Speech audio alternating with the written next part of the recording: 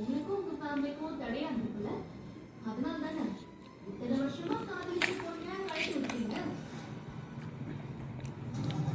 கீழே விழுதுற விஷயம் இப்ப சொல்றேன், எல்லாரும் கேட்டுக்கோ. என் அப்பா அம்மா 2 பேரும் எனக்காக சேர்த்து வச்ச சொத்து அத்தனையும் இந்த நிமிஷத்துல இங்கே நான் 2 பேர்ல எழுதி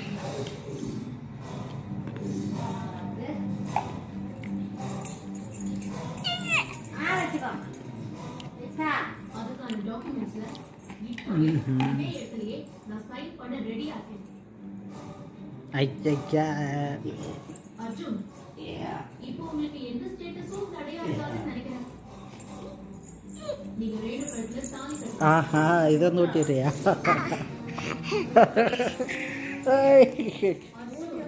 நான் பாஞ்சாலியோட பொண்ணு. நடக்கிறதுதான் நியாயம்.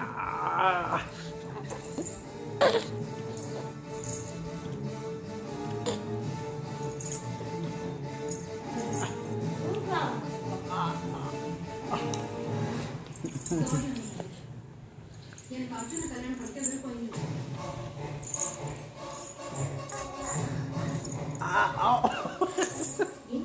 ஏன் அப்படி சொல்றீங்க? உனக்கு நான் இருக்கேன். நான் சொன்னபடி போதும்.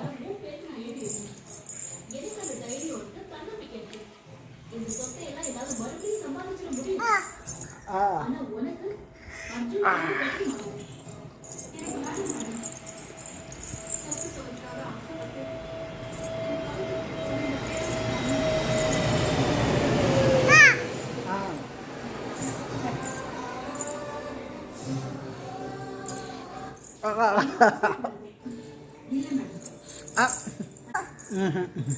நானும் என் குடும்பமும் தவிச்சு தவிக்க வார்த்தையால சொல்ல முடியாது. நாளைக்கு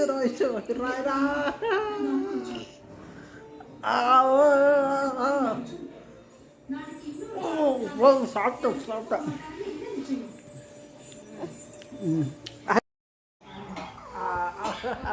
இவர் ஏதோ பதட்டத்துல அப்படி பேசுறாரு. அதை எதையும் நீ மனசுல வச்சுக்காத. அர்ஜுன் ரொம்ப நல்லவன். அவங்க அப்பா சொல்லிதான் வேணுவாக கல்யாணம் பண்ணிக்கலாம். இந்த கல்யாணம் கண்டிப்பா நடக்கணுமா? கவலையே கூடாது மாட்டி. இந்த கல்யாணம் கண்டிப்பா நடக்கும்.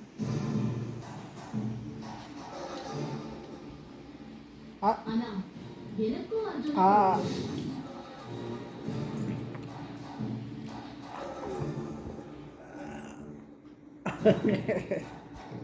ஒழுங்குல கொடுறா.